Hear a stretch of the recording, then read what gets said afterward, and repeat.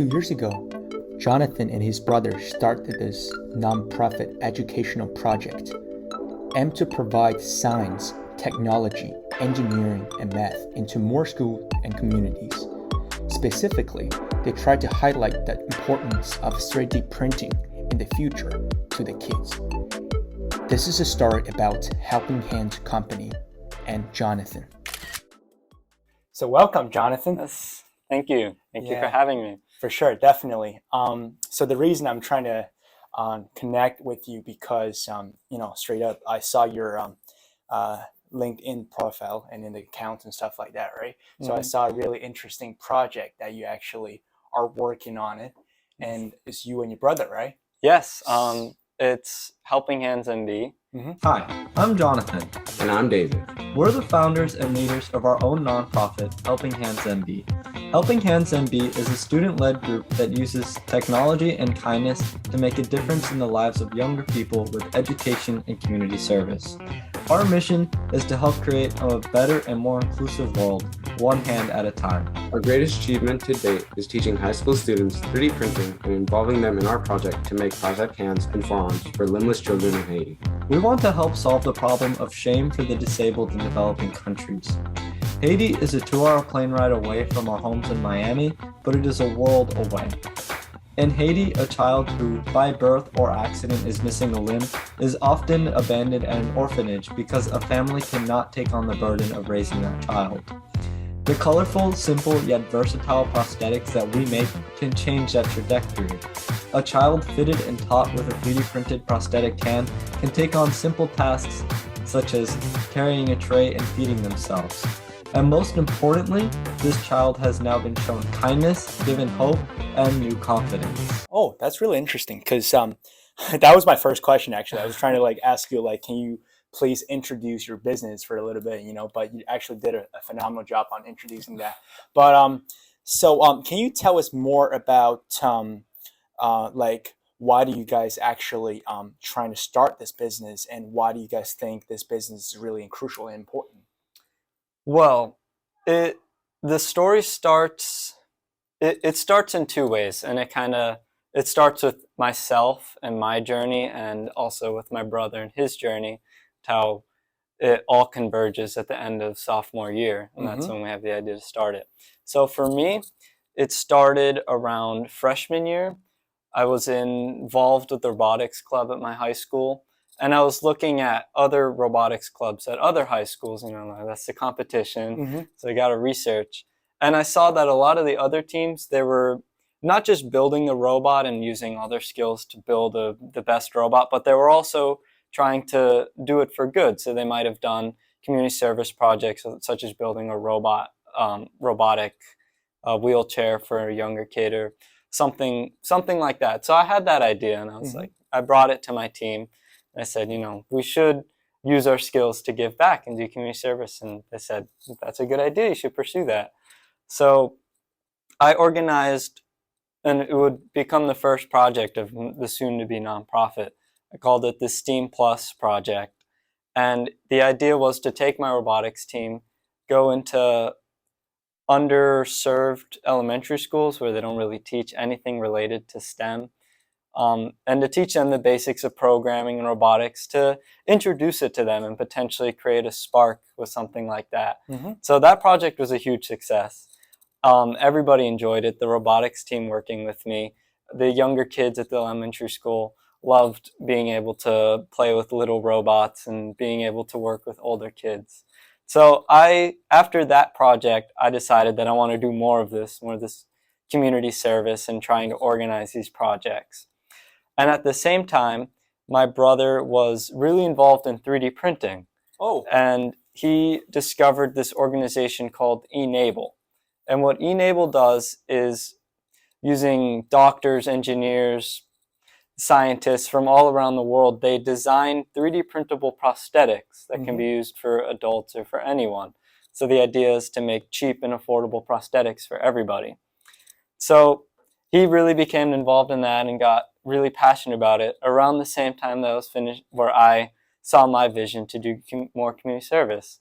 So the main mission of Helping Hands, the original project, was to organize a group of high schoolers to make 3D printed prosthetic hands that we could donate to children in Haiti and other places in Miami that don't have access to those prosthetics. Oh, so that's the story behind it. Yes. Interesting.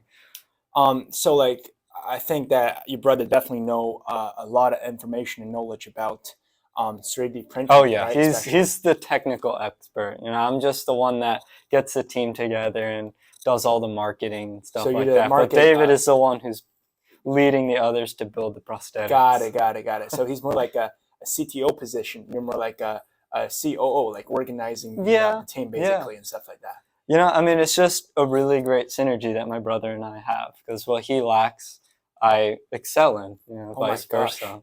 I mean, there's so many good business in the world is like started with brothers company, brothers like business, So I believe you guys will be one of that kind of thing, in the future. But actually, this question is related to your brother mostly right now. After I heard your story, so like, what do you think? 3D printing, like this kind of like thing. What do you think of 3D printing? Is going to be a trend in the future, or what's your opinion on 3D printing this section? I think 3D printing is definitely going to continue to expand, and there's definitely going to be more of it into the future. I think just with my project, hopefully more people can see how beneficial a 3D printer can be and how it can quite literally change people's lives. So I hope that's one development, is e-enable and projects like mine expand. But I think also, 3D printers are just, they're extremely useful for anything that you want to do. Definitely. You can quite literally print anything. So there's technology into investments about how to 3D print homes and on assembly lines for cars and everything. I think it's just a fundamentally, it's an idea of the future. Definitely. There's so many interesting project and products that's been done on 3D printing that we've already seen, and those are all like phenomenal thing that actually you couldn't believe is created by. That's insane, true. But actually, so like, what do you think of the trend of education will be like within like 10 years, probably in the future? Because your project are mainly focusing on kids, on education toward those people who don't have access on those great education, right? So what do you think of the Well, that's the other half of what we do, is trying to create these new passions and interests in younger kids, because technology is the future. And we're already seeing it now. It's the highest employed field in programming, robotics, and engineering. So, if people can see, and younger kids can see how you can have fun with it, at the same time you can change people's lives. They may find 3D printing as their thing, or that might inspire them to explore other things related to architecture, design, and things like that. So, and the idea is to work with the underrepresented kids in the schools that don't have access to so many resources like that, so that they're not left behind into the future. Wow, that's such a huge move for these kids. All the kids who really need that kind of thing. Like especially I saw your writing on the content is that a lot of school actually don't offer those kind of education. Yeah, at my high school, there's maybe one class related to 3D printing or robotics, something like that. Yeah. I think my school might be, and my district might be, an outlier coming from Florida. But it's an issue that I saw, and it's something that I wanted to address. Definitely, and that's what entrepreneurs do. They saw a problem and they solved the problem, and they're trying to make it better. So, what are some specific failures or some really suffering or like hard moment during your process of starting this project and business with your brothers? Can you give us some like specific thing? Well, I think the biggest thing is COVID. That started during our junior year. So, with 3D printing and building prosthetics, you have to physically do it. You have to physically meet. So we basically had to put the project on hold for an entire year just because of COVID. But I think before that, the main obstacle with getting everything rolling was just finding that core team, that group of people that I am loyal to, and that we all share the same passion for helping others and doing it through technology. And getting that group recruited and finding our synergy was definitely the most challenging part of it. But once I was able to get, it was only about 5 of us in the beginning, and even now it's maybe 8 or 9 that are running this nonprofit. But once we finally got everything settled and figured out, we were able to hit the ground running. Definitely. After that, COVID didn't even matter. For sure, because you already made it happen. Yeah, it's on the track already. Oh my gosh! I mean, I didn't know this actually would start before COVID, right? Or like, when is this? Before COVID was when it was all really in the idea stage. Okay, but during COVID is actually when you started organizing and laying the groundwork. Exactly. Definitely, this is not easy at all, because everything that you want to start during COVID, it's a hard thing, you know, basically. And but at the same time, it may be difficult and there may be obstacles. The what matters is that you continue to pursue it, and and you have. I mean, that's why it's great to do it with others, because when you may be slacking or becoming unmotivated, that might be when somebody else is becoming more motivated. They can remotivate you. So I think it's important to have a strong team, people that you surround yourself with. It makes everything easier. That's so important. That's what I found recently too, is that who are the people that you're actually hanging out with is the people that can bring you to different situations, positive, negative, better, weaker, stronger, whatever. Yeah, and some of my closest friends are the same people helping me run my nonprofit. There you go. That's how we want. So this question may be unrelated to more like your business, but like I do want to ask you, because our topic of this interview basically is trying to dig in your company, your business, and at the same time dig in you as a human being yourself, right? So I want to ask, how would you define your life? Define yourself.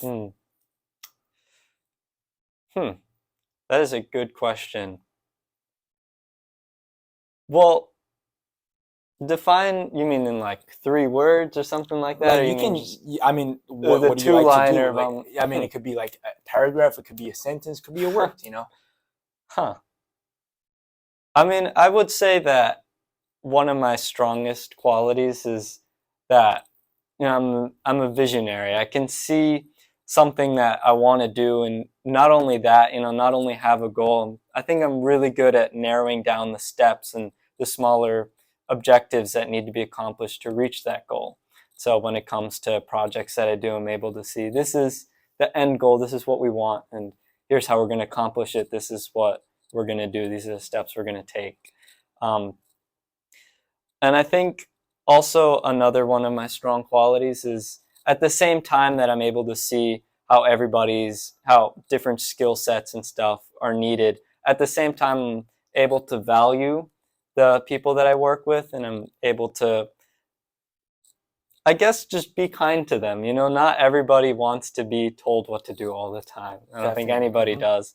And sometimes somebody else might have an idea about what the next goal is. And I think I'm good about being open-minded and listening to the people around me and paying attention to them. Oftentimes we forget. Definitely. So I think the point that you mentioned is really important, is that that where and when to make action, and that what steps should you take to make you yourself and your project better. And that's one of the most important qualities in the business world. And I really felt a pleasure to talking with you about that, because that's important, And where do you see yourself in the future, like within 10 years? Like which position, or what do you think you're going to be? What kind of person you're going to be, Well, I'm interested in urban planning and geography, so that's what I'm studying here at Clark. So I can see myself having a career in that. And I want to focus more on the local change, like I've been able to do with my nonprofit. So working as a civil servant, I suppose. But at the same time, I also want to continue my nonprofit, be able to continue the projects and the work that I do, continue to deepen those impacts and the connections. So in 10 years, that's where I see myself, and continuing to be the leader of my nonprofit, and also potentially in some, hopefully a high up position, some local government, making small change. Ooh, that sounds like a good and great plan. Thank And you. I wish everything on your track and on your path will be nice for you, and it will be set up. Thank you. And nice to talk with you, Jonathan. Yeah, well, thank you for It's been a having pleasure. me. This is Absolutely. great. I mean, I love talking about my team. For sure. Thank you very much. Thank you. I'm Jonathan. This is our guest today, and hope you guys will enjoy the channel and video. And if you guys like it, please subscribe it. Thank you very much.